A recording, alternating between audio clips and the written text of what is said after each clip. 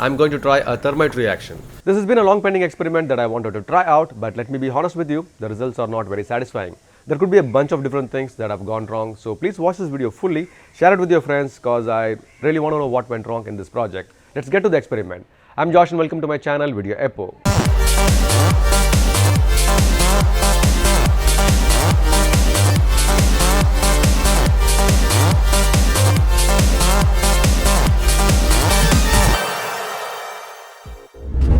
There are many kinds of thermite reaction and I'm going to try out the popular one. I'm going to mix aluminum powder and iron oxide and light it up on fire.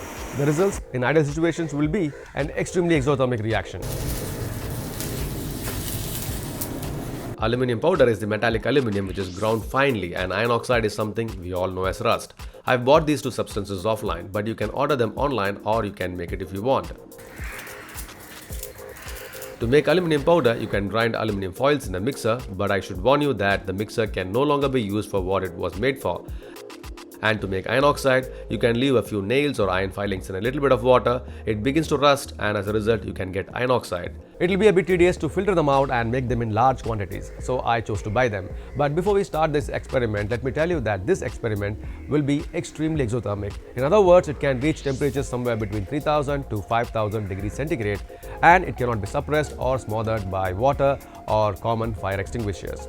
The reason is oxygen needed for the chemical reaction is generated by the iron oxide which has oxygen present in it. Iron oxide reacts with aluminium resulting in molten iron, aluminum oxide and a lot of heat. When I got this back, I mixed both of these powders in the right proportion and I tried to light it using a blowtorch. Nothing happened. Then I used sparklers to light them up.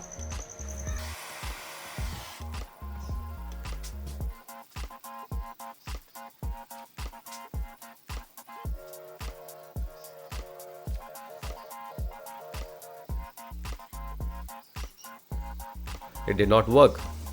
Maybe one sparkler is not good enough. So I used a bunch of them to light it up.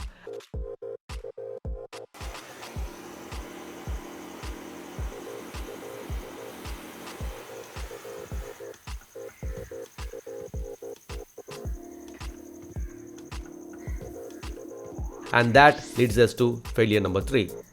Maybe the density of these two powders is different, so I took a weighing measure to measure the quantity by weight and not by volume. Instead of mixing it with a stick or a spoon, this mixture was dumped into a closed bottle and a thorough shake should mix it well.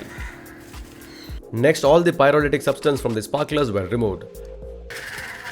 To aid in quicker combustion and high heat, this was also crushed to finer particles. Instead of using a paper cup, this time the container to hold it will be a clay pot. I was so confident that this would work, so I took extra care to cover the jar from sides using refractory bricks.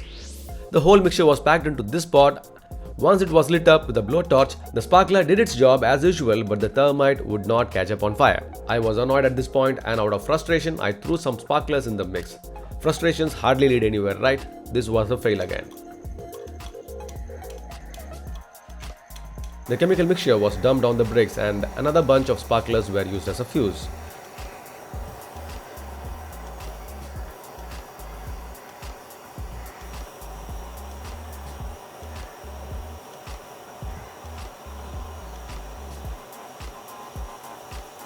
Nothing happened. I tried to cover all the sides and make a makeshift forge sort of a thing and tried to see if anything happens. Try this again with some more settings, but in all of these steps, nothing really happened. Then I ordered for magnesium, which is a metal that burns and produces really high heat. These magnesium shavings look almost like aluminum shavings and I've dumped a little bit here.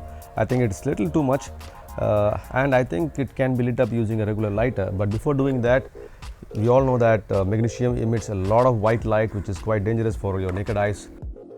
And to avoid it, welding shield is the best thing I have now.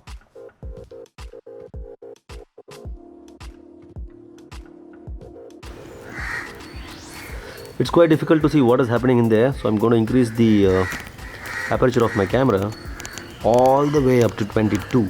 That's like the maximum, and you can still see the spots here. So now I'm going to gradually bring it down. I'm just going to open it all the way till where it was before, and this is how it looks like.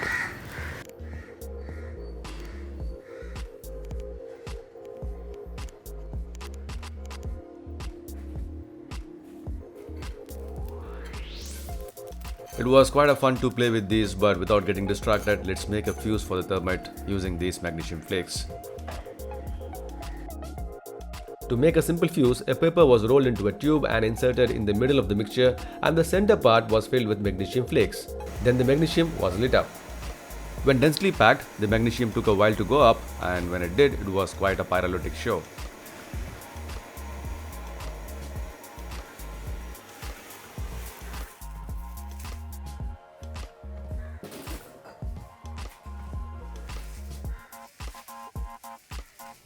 This is how it looks like through the welding shield.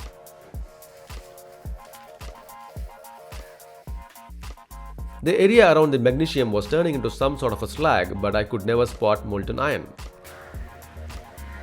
Upon a little examination, I can still see it's red hot, but the thermite reaction never took place as they show in a lot of videos.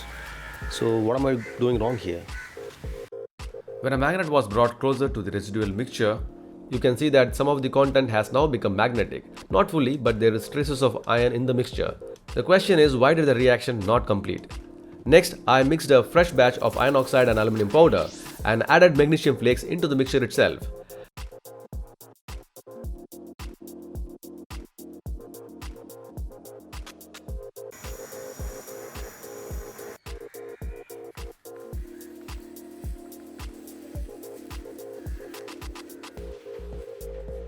This reaction was much better than the ones I did before.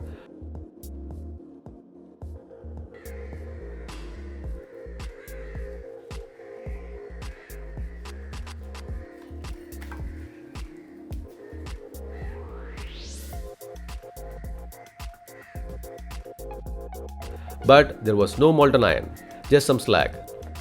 After I poured some water, I could see some black substance which was getting attracted to the magnet. When I touched it with my bare hands, it caught all over and I had a tough time getting it off even after thorough washing. What is this thing? I don't think it's iron. It affects the skin if it is left for some time, so please don't do this. As a last trial, I tried it once more and added more magnesium into the mix. The results were almost the same.